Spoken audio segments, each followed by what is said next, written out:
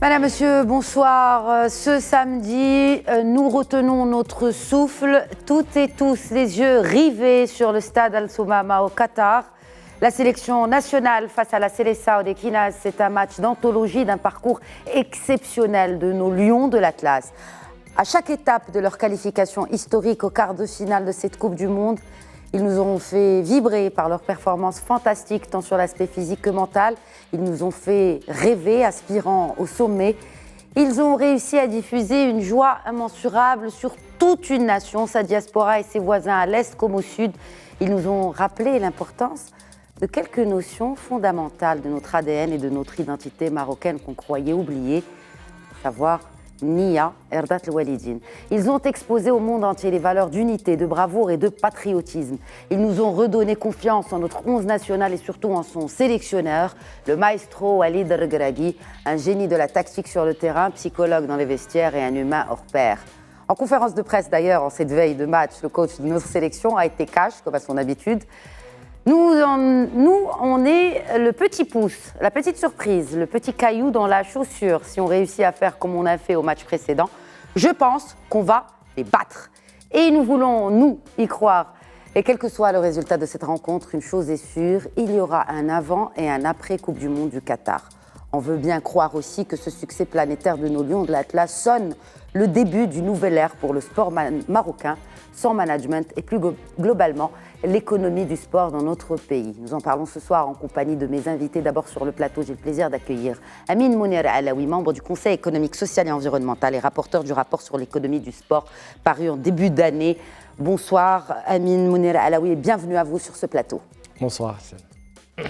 En face, un professeur et chercheur en management du sport, professeur Abdelbast El-Hajwi, bonsoir et bienvenue à vous également. Bonsoir et merci pour l'invitation. Merci à vous de l'accepter. Se joignent à nous par Skype deux confrères. Le premier depuis Dakar au Sénégal. Bonsoir Mamadou Koumé. Bonsoir madame, bonsoir à vos téléspectateurs. Alors je vous présente donc, vous êtes journaliste, vous êtes enseignant-chercheur et également essayiste, et par Skype depuis Casablanca, Nassim El-Kerf, journaliste à la SNRT News. Bonsoir chers confrères et bienvenue à vous également parmi nous.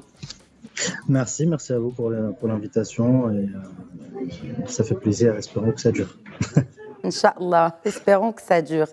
Tout d'abord, messieurs, un petit mot sur ce match que l'on se prépare à vivre, parce que vraiment, je pense que ça fait longtemps qu'on ne vit pas une Coupe du Monde comme celle-ci. Je vais commencer avec vous, professeur El-Hajwi. Donc, c'est quelque chose qui est assez inédit, assez historique. Non seulement on se, bien sûr, qualifie à ces quarts, mais aussi on épate le monde entier. Personne ne voyait venir le Maroc, d'ailleurs. Oui, le Maroc, en tant qu'outsider dans cette édition de Coupe du Monde, il a fait des merveilles. On espère que cette joie continue.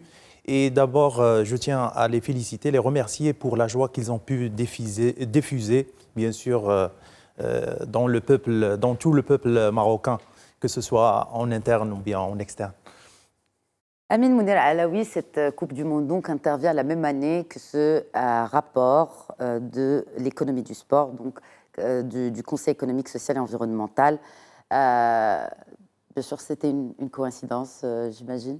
Tout à fait, c'était une coïncidence. Ça fait quelque temps que l'on pensait s'attaquer à cette problématique de l'économie du sport et justement de voir peut-être le sport de manière un petit peu différente que la façon dont on le voit d'habitude. Et vous avez retrouvé quelque chose de concret dans ce qu'on est en train de vivre sur peut-être des recommandations ou sur des enquêtes qui ont été menées dans le cadre de ce rapport? Certainement. Aujourd'hui, par exemple, toute la partie formation, je pense que mon collègue parlera peut-être un peu plus de cet aspect-là, mais il y a toute la partie formation. Et l'un des points importants, on y reviendra certainement tout à l'heure, c'est la professionnalisation, non pas des sportifs, mais la professionnalisation du secteur. C'est-à-dire que tout ce qui encadre le sport, y compris le sport amateur, doit évoluer vers un secteur industriel, professionnel, comme les autres secteurs de l'économie nationale. Absolument. Et bon, Nassim El Khelaifi, donc bien sûr, vous avez certainement suivi la conférence de presse du coach Regragui à la veille donc, de ce match décisif contre le Portugal. C'est un quart de finale de la Coupe du Monde. Plus les matchs avancent, plus la difficulté est importante. Pour reprendre les termes de Walid Regragui, mais comme d'habitude, on le sent réaliste et très très confiant. Je pense déjà que sa communication a fait la différence durant cette Coupe du Monde. Avant, ce qu'il a pu apporter sur le terrain ou ce qu'il a pu apporter au niveau technico-tactique, on va dire, et tout ce qui est compliqué dans le football. Je pense que sa force a été de banaliser ce sport qui est des fois si compliqué mais si simple à la fois, en utilisant des mots comme vous avez cité dans votre introduction, qui était d'ailleurs très complète, à propos de Nia, à propos des valeurs des Marocains, de la combativité, de comment nous, on doit croire en nous en tant que Marocains et qu'on doit y aller sans complexe. Je pense qu'à ce niveau-là, il a été sur le même niveau pendant de sa première conférence à sa dernière. Moi, j'ai suivi toutes les conférences. Je peux vous dire qu'il n'a pas changé de ton. Toujours avec la même sérénité. Qu'on affronte la Croatie, la Belgique, le Canada ou l'Espagne, il est toujours ouvert aux journalistes, ouvert aux questions. Il répond un peu à toutes les questions. Et je pense que sa façon de faire a fait toute la différence et sa méthode surtout a réussi à changer la mentalité en un temps record surtout. Vous avez réussi à changer la mentalité quant à cette confiance qu'on met dans un sélectionneur marocain. Et c'est un point commun entre les deux sélections, marocaine et sénégalaise, tout comme Walid Regragui. Aliou Cissé est également un fils du pays. Monsieur Koumé, un mot là-dessus et sur aussi, bon, bien sûr, il y a eu cette déception de nos frères sénégalais qui n'ont pas pu passer donc en huitième, mais qui ont quand même été là, derrière les Lions, en tout cas les supporters. Un mot peut-être sur le sélectionneur, sur sa carrière en tant que footballeur, et aussi sur cette ferveur sénégalaise derrière les Lions de l'Atlas. Oui, on a remarqué des scènes de liesse à Dakar ici, après la qualification du Maroc. Ça veut dire que le Sénégal, c'est déjà du passé, on a oublié, on est éliminé. Maintenant, c'est le Maroc qui représente l'Afrique. Donc, nous tous, nous sommes derrière le Maroc. En tout cas, ici au Sénégal, on est derrière le Maroc. Et on fonde beaucoup d'espoir sur cette équipe du Maroc. On pense au Sénégal que l'équipe du Maroc est capable, en tout cas, de franchir d'autres étapes et de représenter valablement le continent africain. Quant aux entraîneurs, ce sont des fils du pays, ce sont des nationaux, je pense que c'est important. Cette année, tous les 5 entraîneurs qui ont conduit les équipes africaines sont des enfants de leurs différents pays. Et je pense que ça, c'est une évolution aussi importante dans le football africain, que les dirigeants du football africain fassent confiance à leurs fils, parce que ces fils sont capables de manager, sont capables de mener ces équipes vers des exploits, comme on le remarque avec Walid. Donc, aujourd'hui, nous estimons que oui, que Walid et ses collègues ont les capacités, ont les arguments pour conduire les équipes africaines vers les succès. En tout cas, ici au Sénégal, nous souhaitons plein succès au Maroc. Nous estimons que le Maroc est capable de franchir une étape et pourquoi pas aller jusqu'au bout. Alors justement, en parlant d'aller jusqu'au bout, peut-être aussi revenir sur d'abord l'impact de cette prouesse footballistique jusque-là.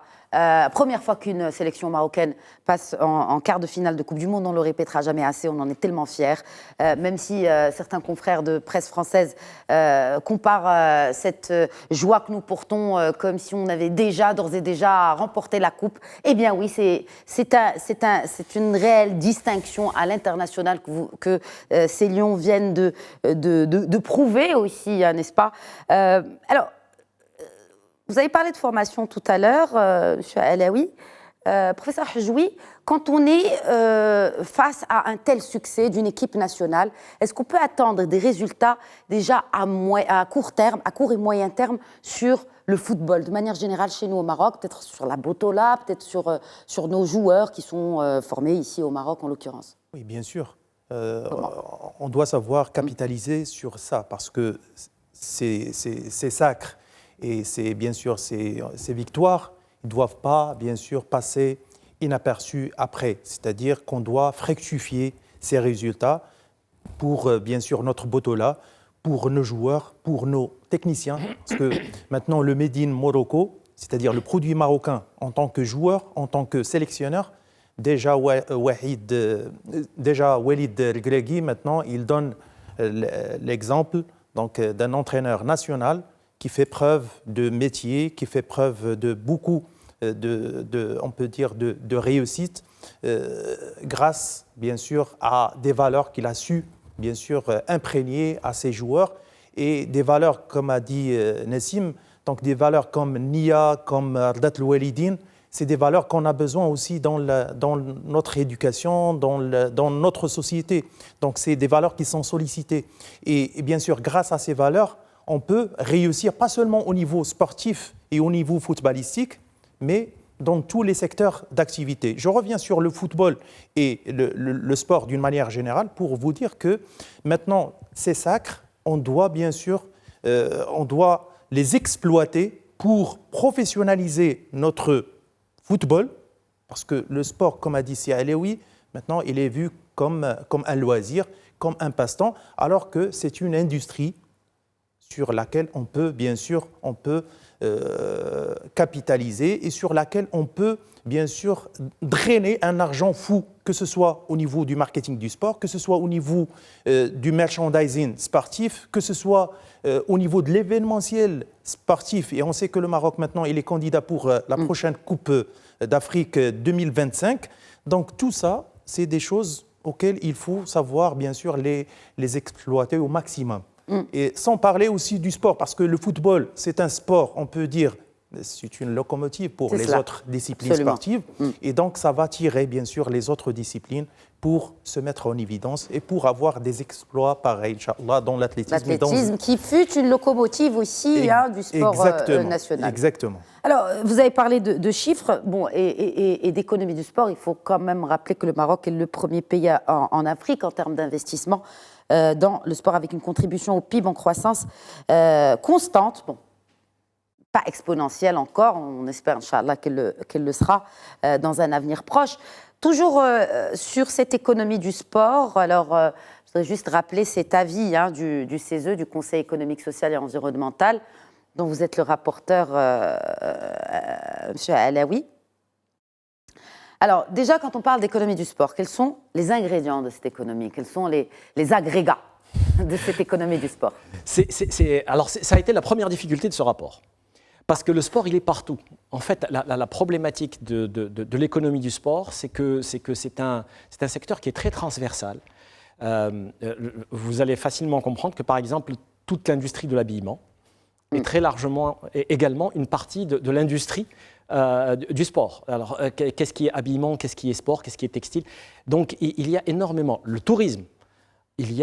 Nous savons bien, au Maroc, nous avons un certain nombre de lieux touristiques où viennent des touristes pour jouer au golf, pour faire du kitesurf, pour faire du parachutisme. On a un certain nombre de sites nationaux qui sont des sites naturels qui permettent de faire un certain nombre de sports de manière très, très importante. Et donc, il est relativement complexe d'avoir ces chiffres. D'un autre côté, il n'y a pas de compte spécifique pour le sport au niveau de la comptabilité nationale. Donc, ce qui fait que, de la même manière, nous n'avons pas de chiffres officiels. Nous avons fait des approches au niveau du CESE, mais ça reste très approximatif. De manière générale, au niveau mondial, le sport en général représente 2% du PIB au niveau international. En Afrique, nous sommes à 0,5%. Au Maroc, on s'approche des 1%. On a dépassé 1% en 2018. On est autour de 1%. Alors après, ça dépend comment on le calcule justement, mais on est autour de 1%. Mais ça n'est pas forcément le point. Aujourd'hui, nous sommes là où nous sommes. L'idée, c'est de développer ce secteur de manière à avancer. Et comme l'a dit Sil Hajoui, l'importance, c'est de créer des emplois et de créer de la richesse. Et c'est un secteur qui peut créer des emplois et de la richesse. Et un événement comme celui que nous vivons actuellement, en dehors effectivement de l'immense joie que ça nous apporte, de la ferveur nationale, c'est que demain, dès aujourd'hui, bon, il pleut, alhamdoulilah, mais dès aujourd'hui, vous allez avoir tous les enfants du Maroc qui vont sortir jouer au foot. Les terrains de proximité vont être pris d'assaut parce qu'il y a cet élan qui est donné. Maintenant, il faut capitaliser sur cet élan pour faire en sorte de structurer cette envie de faire, alors que ce soit le foot, bien entendu, aujourd'hui, mais ça peut être effectivement l'athlétisme, le judo, je ne sais pas, moi, l'équitation, n'importe lequel des sports que l'on peut pratiquer dans notre beau pays, et il y en a beaucoup. Et l'une des remarques, justement, au niveau de notre rapport, c'est que nous sommes très en deçà de la moyenne, même au niveau continental, en termes de licenciés. C'est-à-dire que les Marocains pratiquent le sport, mais ne le pratiquent pas de manière structurelle, organisée, etc. Et ça, je pense que il faudrait que vous nous aidiez au niveau des médias. On est là pour ça. Et merci d'avance. Arborant fièrement les couleurs nationales de notre... Bah oui, on mouille le maillot aussi, nous journalistes. Il faut que, d'une part, les clubs attirent plus, et d'un autre côté, que les jeunes et les moins jeunes qui veulent pratiquer un sport prennent l'habitude d'aller s'inscrire dans un club de manière organisée, d'être licenciés. Il est anormal qu'un sport comme le foot, on ait un nombre de licenciés qui soit aussi faible. Oui. Et ça permet de repérer les talents, ça permet d'avancer et indépendamment de la partie purement sportive, ça permet de détecter les talents, donc d'avoir encore plus de bonheur à l'avenir, Inch'Allah, avec des jeunes qui vont devenir sportifs professionnels, mais ça permet également de créer un engouement et un secteur où il va y avoir plus d'argent qui circule. Oui, mais déjà une base avec ces licenciés-là, on a une base. On sait comment les repérer déjà. Oui, absolument. Vous savez, c'est intéressant, une fois j'avais une discussion avec un professionnel du sport et qui m'a lancé ce chiffre sur les licenciés en badminton en France qui se comptent par dizaines de milliers. Absolument. Alors que le football, nous sommes une nation de football, j'ai les chiffres, mais... Je vous laisse peut-être confirmer le chiffre, mais on n'arrive même pas à la base de licenciés de joueurs de badminton en France. C'est dire quand même qu'il y a beaucoup de retard à rattraper. Nassim El-Kerf. Alors, bon, il y a le rôle des médias aussi, bien sûr, sur cette question de mettre en avant l'importance et surtout peut-être aussi donner l'occasion à certains professionnels pour parler des réels besoins. Selon vous, l'évolution déjà, avant ce succès du 11 national au Qatar, l'évolution de la formation est-elle sur le bon trend ? Vous me posez la bonne question parce que j'avais pris quelques notes à propos de ce qui s'est dit avant sur le plateau, surtout que ça va dans le même sens. Par rapport à la formation, tout d'abord, j'aimerais signaler que le succès de cette équipe nationale est exceptionnel, surtout par rapport au nombre de joueurs formés. Sur les 26 joueurs convoqués, on a 11 qui ont été formés au pays. C'est une première depuis un bon moment. Je pense que depuis les années 90, on n'a pas eu autant de joueurs formés au pays. La majorité joue en Europe, mais beaucoup sont passés par le pays. Je note Bono, la défense, il y en a Banoun, on a Yamer, on a Dari, on a Naïef, on a Atiatla, au milieu de terrain, Jebran. On a 11 joueurs sur 26 qui ont été formés au pays. Ça, en soi, c'est déjà un succès exceptionnel par rapport à ce qu'on faisait avant, où on était dans une politique que je comparais, pour donner l'exemple, je comparais à un All-Star Game, on se contentait de la formation des autres pays, et on essayait de faire parler tous ces joueurs le même langage sur le terrain, ce qui était très compliqué, parce qu'on avait 4-5 joueurs qui étaient formés aux Pays-Bas, plus 8 formés en France, plus 2 formés en Espagne, quelques-uns formés dans les pays à côté, mais on n'avait pas cette cohésion.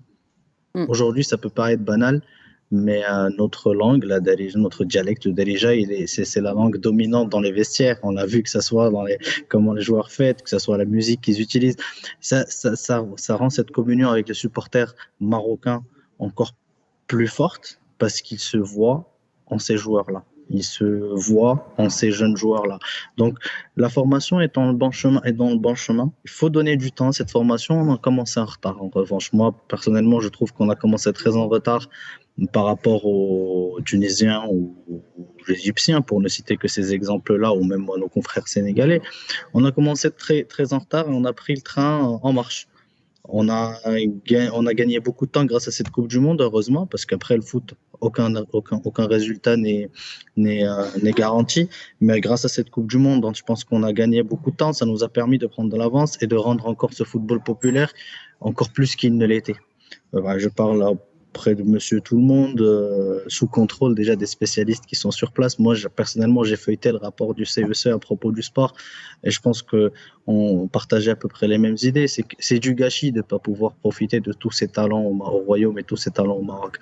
C'est du gâchis, il n'y a pas d'autre mot, c'est du gâchis parce qu'avoir, je pense, si je me souviens bien, de mémoire, pas plus de 300 000 licenciés dans le football, c'est quelque chose de très peu par rapport aux talents qui font ce pays. Mais ça, c'est ici même, j'en profite pour lancer. Justement, c'est 300 000 pour tous les sports confondus, monsieur Alaoui, tous sports confondus. 300 000. 300 000. Contre, par exemple, 15 millions en France. Contre 15 millions en France, voilà. Un Marocain sur 100 et un Français sur 4. Voilà, ça donne un peu le paysage et ce dont je parlais, parce que c'est vraiment problématique. Mais on a une démographie plus jeune que celle de France, quand même. Il faut le rappeler aussi. Voilà. Hein. Là, la comparaison, elle est encore plus accentuée. Pardon. Oui, et talentueux aussi, vous avez raison. C'est très talentueux parce que les gens ils prêtent de chez nous, mais nous, on ne profite pas de ce qu'on a ici. Je pense qu'il faut lancer un appel aux clubs aussi et aux associations, parce que là, on parle de professionnalisme, on parle de tout ça, mais les clubs, ils doivent quand même faire l'effort au niveau de la formation et rendre leur formation prioritaire et que le centre de formation devienne prioritaire. Est-ce qu'ils ont les moyens pour Parce que là, ça pose une question vraiment qui est fondamentale. C'est une question de moyens aussi. J'y viens justement parce que les clubs au Maroc, le problème financier, il est dans tous les clubs du Maroc. Le Wydad qui a remporté la Ligue des Champions, le championnat, vit beaucoup de problèmes financiers. Le Raja, on en parle même pas. L'AS FAR, qui est l'un des clubs les plus formateurs et l'un des clubs qui a le plus de sections du Royaume, ça fait l'exception avec le FUS. Mais le reste, c'est catastrophique. Il faut vraiment que la fédération, après ce mondial, peut-être qu'aujourd'hui, en arrivant en quart de finale de la Coupe du Monde, on a à peu près une prime de 20 millions de dollars de la FIFA, ce qui n'est pas négligeable. Moi, je propose, je dis ça comme ça, pourquoi pas aider avec cette prime-là, aider les clubs à assainir déjà leur situation financière, repartir sur de bonnes bases, avec une formation qui soit prioritaire. Et une gouvernance aussi. Ah oui. Et une gouvernance qui va avec. Parce que sans gouvernance, je ne pense pas qu'on puisse aspirer à une meilleure formation déjà. Il faut assainir. Vous avez utilisé le bon mot, je trouve, Anas. Nassim, pardon. mais pour assainir, c'est que les finances des clubs, il faut beaucoup d'argent, énormément d'argent. Je pense que tous les efforts, que ce soit des efforts de l'État ou de la fédération, pour parler que de football pour l'instant, parce qu'il y a d'autres sports, on les oublie, mais on parle football, mais je pense aussi aux autres sports. Les fédérations doivent assumer la responsabilité, essayer d'assainir les situations financières des clubs et les obliger en quelque sorte, que ce soit via des cahiers de charges ou via d'autres propositions, il y a toujours des solutions à axer leur politique sur leur formation. Parce que sans formation, on n'aura rien. Regardez aujourd'hui, nos buteurs, ils nous font plaisir. On pense à Nseri. Nseri, il est sorti des rues de Fès. S'il n'y avait pas un homme qui l'a vu et qui l'a repéré pour le ramener à l'académie après, on n'aurait pas un joueur qui aurait marqué dans 2 Coupes du Monde. On a compté sur un homme. Il n'y a pas... Imaginons cet homme, il passe à côté du stade ce jour-là, il ne rentre pas, il ne voit pas Nseri. Il ne le ramène jamais. Le destin de tout un pays aura changé, on ne serait pas là sur ce plateau en train de parler peut-être. Mais il faut vraiment... Je dis ça, Zama, pour que ça soit beaucoup plus structuré, qu'on loupe plus nos talents et qu'on passe plus à côté de nos talents, qu'on en prenne soin et que ça soit à commencer par les clubs, puis les académies pour arriver à une équipe première. Aujourd'hui, on a le modèle Hicham Dgig en futsal. Le président de la fédération, Rja, en parle souvent. C'est un modèle à suivre pour tous les sélectionneurs de toutes les catégories de football qui sont sous l'égide de la fédération. Il a donné l'exemple et il a donné le même exemple au directeur technique belge qui est arrivé. Il lui a dit que c'est l'exemple de Guy qui doit primer. Aujourd'hui, on a un deuxième exemple qui commence à prendre forme avec Walid. Je pense qu'avec ces deux hommes, On a le reste qui vient parce qu'on a beaucoup de Marocains aussi. On a Saïd Chiba en U17, on a Mohamed Ouhabi en 19 et on a un autre Marocain qui vient de Belgique pour les U23. Je pense que c'est déjà, ça commence à prendre forme. On voit qu'il y a une certaine structure qui commence à prendre forme et voilà, là, on va commencer à être dans la logique. On ne va pas aller dans l'irrationnel et l'illogique et essayer de faire beaucoup de choses avec ce qu'on n'a pas. On a commencé grâce à cette Coupe du Monde aujourd'hui de mettre en valeur vraiment ce qu'on peut faire, comme ce qu'a fait Dgik pour le futsal. Mais je pense que ça doit se poursuivre petit à petit et avoir ces deux hommes déjà en tête d'affiche, ça peut aider, ça peut motiver. Et pas que dans le sport, il faut prendre leur exemple dans tous les domaines et management. Le sport, on a M. Hajoui sur le plateau. Je ne pense pas qu'il va dire le contraire. Certainement pas, il acquiesce et sourit. Alors, juste avant peut-être, je voulais rajouter quelque chose par rapport à ce qui a été développé par mon confrère Nassim. Juste par rapport à la formation au niveau technique, j'aimerais bien ajouter que c'est une question aussi de volonté. Parce que quand on voit un club comme le FUS, par exemple, qui est un modèle à suivre dans la formation technique, donc avec un budget qui avoisine les 5 milliards de centimes, donc arrive à nous faire sortir des joueurs comme Naif Ageld. On sait que Naif Ageld a fait ses débuts à Kenitra, etc. Mais beaucoup de joueurs ont passé par le club de FUS. Et le FUS a essayé de développer, on peut dire, un modèle, un business model bâti sur le fait de ramener de jeunes joueurs pour les faire, bien sûr, pour les mettre en évidence, pour les affiner et pour les vendre. Et pourquoi pas les clubs marocains comme le Raja, le Wydad, le Raja qui était une pépinière auparavant, si on se réfère à l'époque Filloné, il y avait beaucoup de joueurs du Raja qui alimentaient à l'époque les équipes nationales, différentes catégories. La même chose pour le Wydad, la même chose pour les Phares. Ces grands clubs qui ont laissé tomber un petit peu la formation et maintenant ils sont beaucoup plus concentrés sur l'achat des stars, soit des stars qui viennent de l'Afrique ou bien des joueurs de la Botola, des stars des autres clubs. Donc, au lieu d'affaiblir les autres clubs et de ramener des joueurs avec des sommes astronomiques, vaut mieux investir et croire aux produits, bien sûr, locaux. C'est-à-dire, les joueurs que vous avez dans les catégories inférieures, c'est des futurs stars. Naif Ageld, il y avait une série, comme vous l'avez cité. Si vous prenez aussi Atiyatla, si vous prenez Jabran, c'est des joueurs, bien sûr, qui viennent, bien sûr, des équipes, on peut dire, amateurs.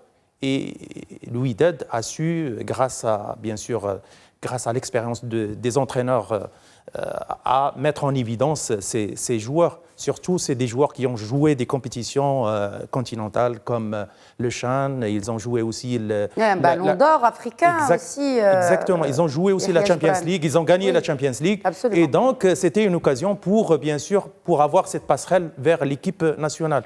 Pourquoi pas travailler sur ça au lieu de se concentrer seulement sur le trading, c'est-à-dire le fait d'acheter des joueurs des autres clubs.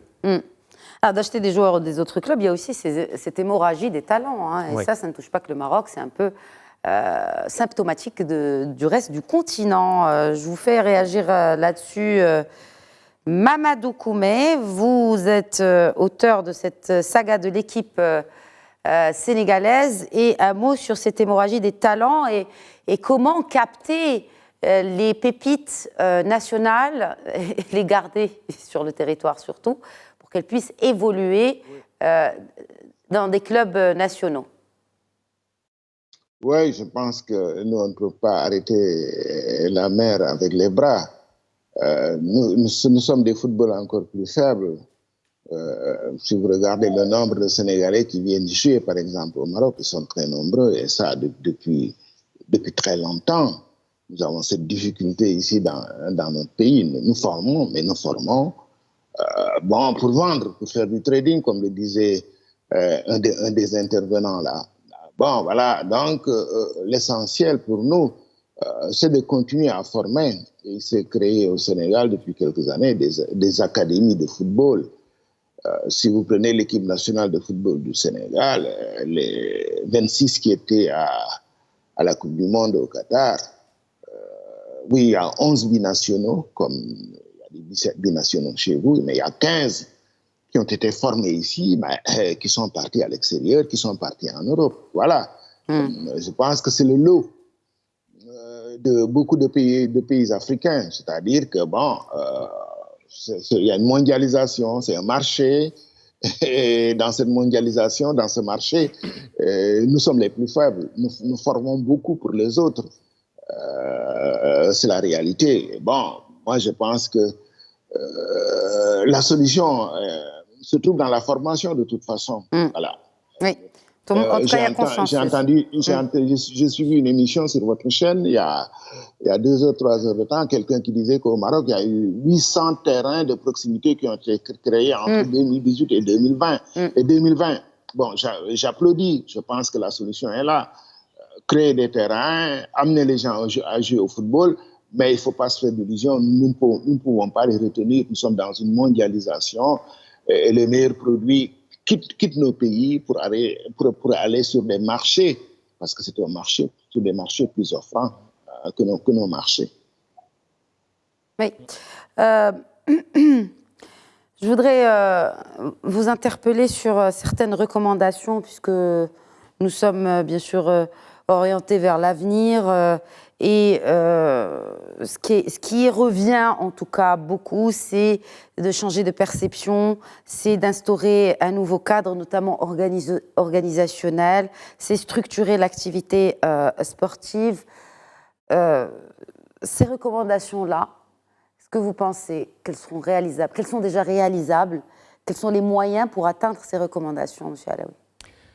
Bon, je voudrais quand même rappeler que le CESE est une institution qui donne des recommandations, mais qui ne les applique pas. Hein. La structure, la structure. Là, il y a bien des départements ministériels pour. Hein. Voilà. Oui. Mais nous faisons très attention depuis le départ à ce que dans nos rapports, quels qu'ils soient, les recommandations soient applicables.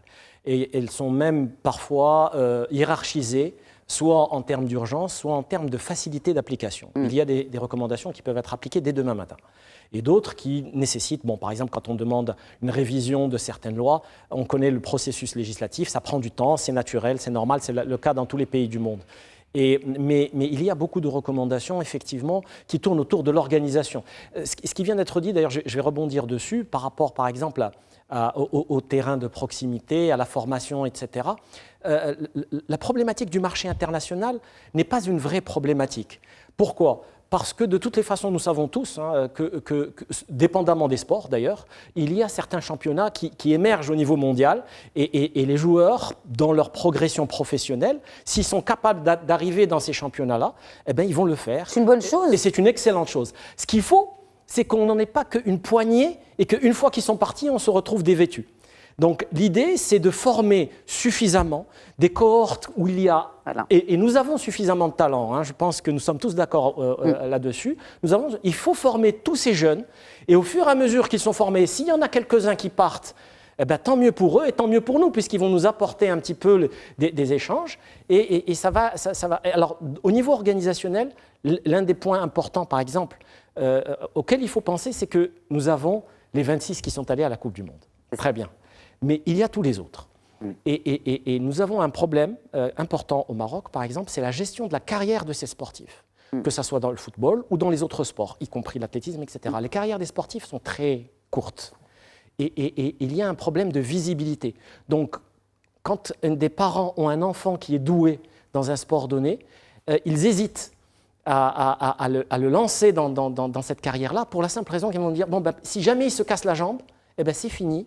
Et il ne saura rien faire d'autre. Donc la gestion de la carrière, la visibilité, la préparation d'une caisse de retraite, par exemple, aussi bête que ça, même si la retraite est à 35 ans, à 40 ans pour un footballeur, il faut préparer tout ça. Et ça fait partie de l'organisation qui va attirer plus de monde, parce que les gens vont être rassurés par rapport à leur avenir, y compris les personnes ou les athlètes les plus talentueux. Parce que personne n'est à l'abri d'un accident, et puis... à nouveau, les carrières sont courtes. Il y a ça. Au niveau des terrains de proximité, c'est un excellent vivier. C'est-à-dire qu'aujourd'hui, nous avons des endroits où les jeunes vont jouer et où on peut les repérer.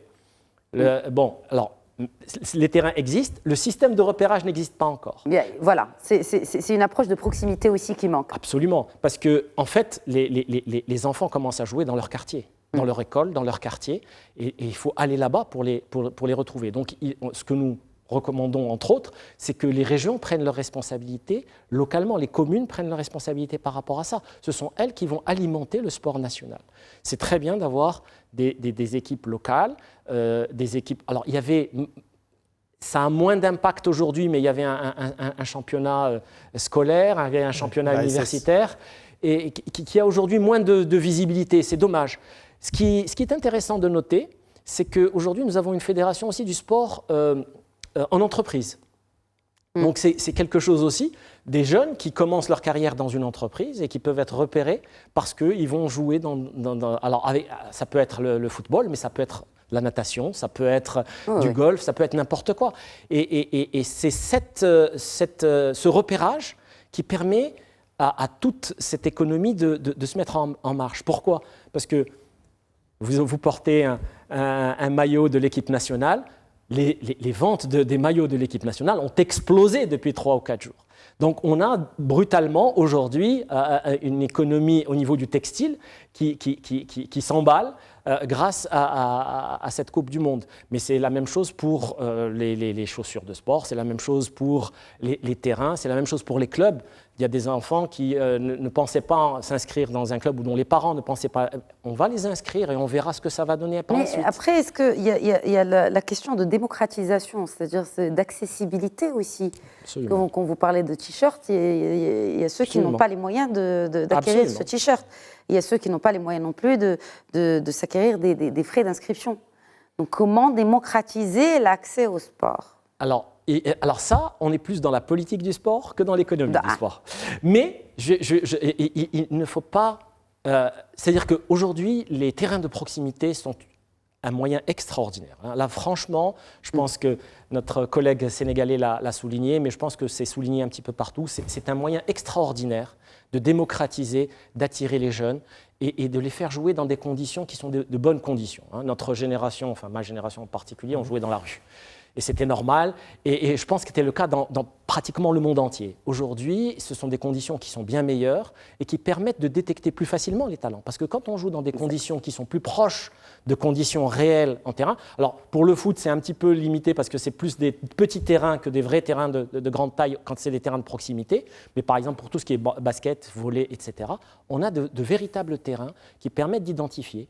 Alors, l'idée, le rapport que nous faisons, comme d'habitude, nous le faisons en collaboration avec les gens qui savent. Donc nous avons auditionné plusieurs fédérations, donc, y compris la fédération de football bien entendu, mais beaucoup d'autres fédérations, des professionnels, des journalistes, des chercheurs, etc., qui nous ont donné des idées.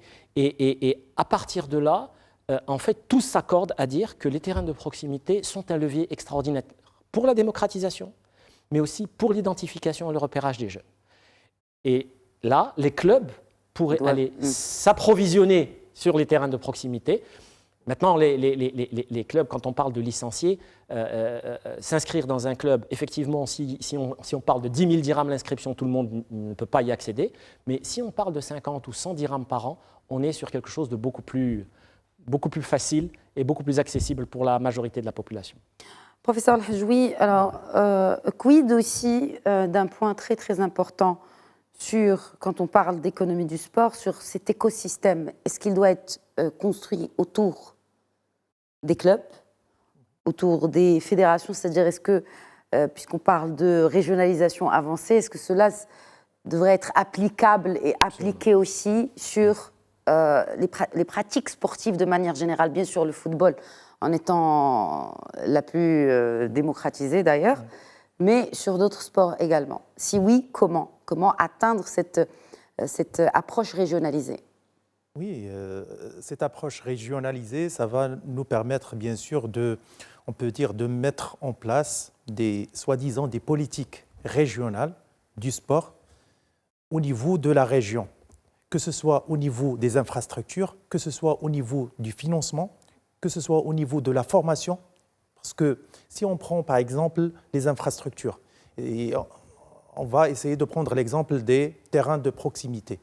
déjà au niveau de la répartition territoriale et géographique des CSP, c'est-à-dire les centres socio-sportifs, bien sûr, de proximité, déjà, il y a un problème. Parce qu'au niveau de la répartition territoriale et géographique, ce n'est pas une répartition qui est équilibrée et qui est équitable. Ça, d'une part.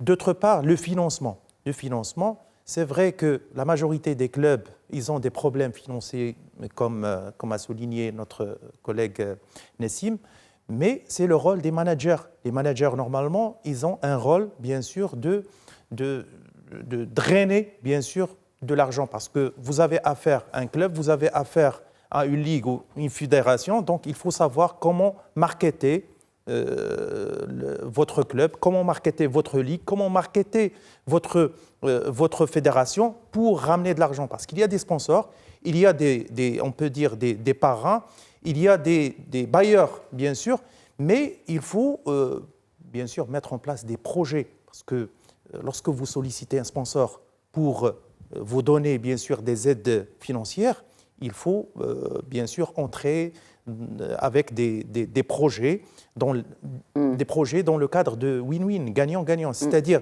ce sponsor, lorsqu'il va bien sûr attacher son logo, bien son identité visuelle avec votre fédération, votre club, votre ligue, il va gagner en termes de notoriété, il va gagner en termes d'image de marque, il va gagner en termes d'investissement, il va gagner en termes de chiffre d'affaires, et ça c'est très important. C'est-à-dire qu'au niveau régional, je reviens sur la question de la régionalisation pour vous dire que maintenant il faut aller à des politiques, soi-disant des politiques. Si on a une politique nationale de sport, maintenant il faut la décliner au niveau régional en prenant en considération les spécificités, les particularités de chaque région. C'est la responsabilité de qui du coup? C'est la responsabilité des clubs, c'est la responsabilité des ligues, des fédérations, des élus, c'est la responsabilité aussi des institutionnels. Mais qui doit driver tout cela? Parce que c'est une question de leadership. Tout à l'heure, on disait la gouvernance, c'est une question de leadership. Qui doit prendre le taureau par les cornes? On ne fait pas de corrida, ce n'est pas un sport qui est très... Oui. commun chez nous au Maroc, mais qui doit prendre le taureau par le corne et dire voilà, comme on a eu un nouveau modèle de développement, on a une nouvelle politique du sport au Maroc. C'est le ministère de tutelle. Le ministère de tutelle, grâce bien sûr aux fédérations qui sont dans l'obligation bien sûr de veiller à ce que ces politiques sportives publiques doivent être déclinées au niveau régional. Nassim El-Kerf, vous en tant que journaliste, vous pensez quoi de cette proposition de certains observateurs qui connaissent très très bien le sport dans notre pays? J'ai eu la chance d'en avoir quelques-uns ces 2 dernières semaines, bien sûr en l'occurrence avec cette Coupe du Monde, qui proposent tout simplement ou qui encouragent d'avoir un département complètement dédié au sport. Complètement d'accord. On ne va pas créer quelque chose de nouveau, on va juste coller à ce qui se fait ailleurs et dans des pays qui réussissent leur formation de manière logique et concrète et qui ne rêvent pas trop grand non plus et qui y vont étape par étape. Nous, déjà, il faut commencer par régler le problème des licenciés, essayer de démocratiser un peu plus. Aujourd'hui, on mentirait si on dit que les clubs ne font tout le temps payer les joueurs. Non, il y a aussi des tests qui se font où les meilleurs sont retenus ou sans devoir payer de frais ou quoi que ce soit. Ils font partie des équipes de jeunes en vue de la formation pour l'après. Mais qu'est-ce qu'on fait après quand ces jeunes-là, je parle de la première étape, quand ces jeunes-là arrivent enfin à éclore, arrivent enfin à montrer leur talent? Ils répondent souvent aux sirènes parce que tout à l'heure, je pense que c'est M. Alaoui qui a cité un point très important, c'est que la carrière d'un sportif est très courte.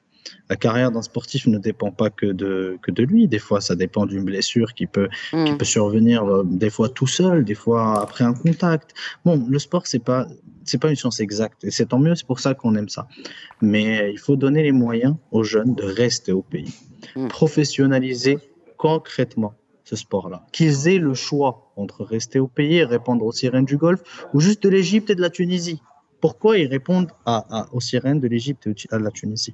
Parce que là-bas, ils ont un système de sécurité sociale, ils ont une vraie professionnalisation. Ici, nos joueurs, ils sont livrés à eux-mêmes. Jusqu'au jour d'aujourd'hui, ce que je vous parle, si un joueur se fait les ligaments plus le tibia péroné 6 mois plus tard, il ne jouera plus un ballon. Plusieurs aujourd'hui conduisent des taxis et font autre chose parce qu'ils ont été blessés au cours de leur carrière, parce qu'il n'y a pas de sécurité sociale à ce niveau-là. Il faut commencer par penser à tous ces points-là pour arriver enfin à qu'on puisse se comparer à ce qui se fait ailleurs. Il ne faut pas qu'on se dise, nous sommes le Maroc, on est le locomotive de l'Afrique, il faut tout de suite aller et comparer avec ce qui se fait en Europe. Il faut commencer doucement, commencer par les bases, profiter de l'élan de popularité qui se passe en ce moment-là pour cette équipe nationale et cet amour encore pour l'équipe nationale. Et comme je vous dis, le football redevient stylish, comme on dit. Enfin, il redevient au goût du jour, à la mode, parce que ce qui se passe, c'est que malheureusement, vous avez parlé aussi de sponsors, d'après ce que j'ai noté. Beaucoup de sponsors n'osent pas lier l'image de leur société au football. Pourquoi ? Parce que le football est souvent lié à la casse et est souvent lié à des trucs de hooliganisme. Moi, personnellement, si j'ai une entreprise, je penserai à 2 fois avant de la lier, de voir le nom de mon entreprise sur un maillot de quelqu'un qui casse quelque chose. Il faut commencer par changer ces mentalités-là. Les mentalités, elles commencent par le succès, par les résultats, par tout ce qui se fait. Mais aussi, il faut vraiment commencer à former nos décideurs, former nos managers de clubs, former tout ce beau monde qui fait un club de football à un vrai monde professionnel, qui réfléchissent vraiment en façon entreprise, même si ça restera une association, et même si on transforme toutes les associations SA et tout ça, les mentalités prendront du temps à prendre le train qui va être en marche.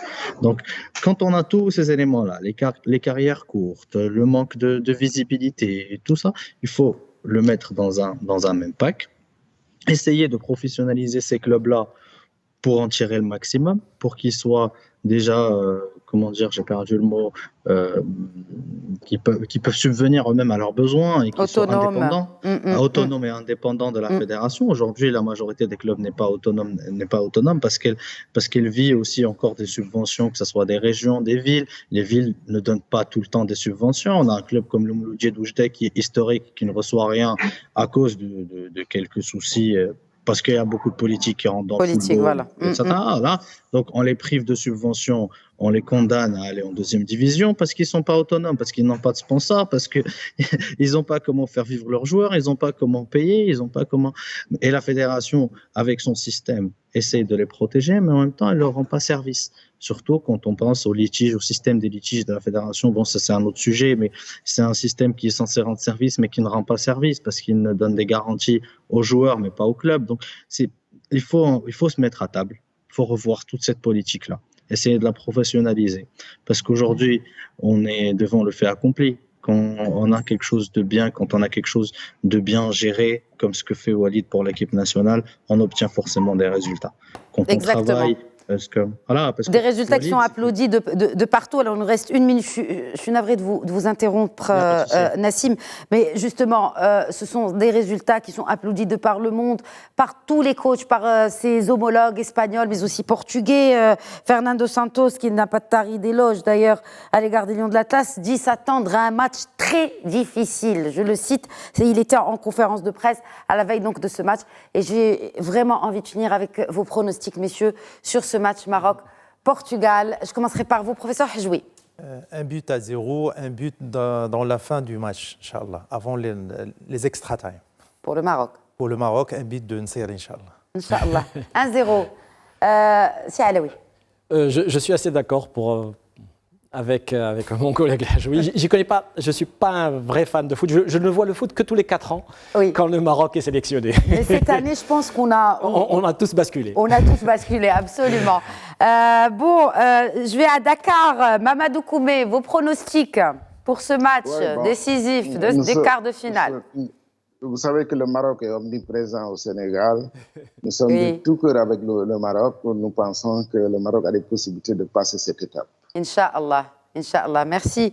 Et Nassim, vous clôturez la session pronostic. Mais j'irai pour un joli 2-0, bien propre, où on mène assez tôt, on gère le match et on tue le match en fin de match, comme ce qu'on a fait pour la Belgique. Ça serait parfait. Sinon, on les ramène au penalty et Bounou fera le taf. Exactement, voilà, très bien dit. Et Dima Mghrib, merci beaucoup Nassim El-Kerf en tout cas d'avoir participé à ce débat très instructif ce soir. Merci à vous. Merci également à vous, Amine Mounir Alaoui, pour l'ensemble de ces éclairages et d'avoir repassé avec nous l'essentiel des recommandations de cet avis du CESE que vous représentez ce soir. Merci. Merci. Merci, professeur Abdelbast El-Hajwi. Merci à vous. Merci à vous également d'avoir enrichi le débat. Et bien sûr, mes remerciements vont aussi à mon frère et confrère sénégalais, Mamadou Koumé. Merci beaucoup. Merci, c'est moi qui vous remercie. Voilà, c'est la fin de Questions d'actu. Je vous remercie pour votre fidélité à cette émission et tous derrière nos lions et du Maghreb. Bonne soirée à tous.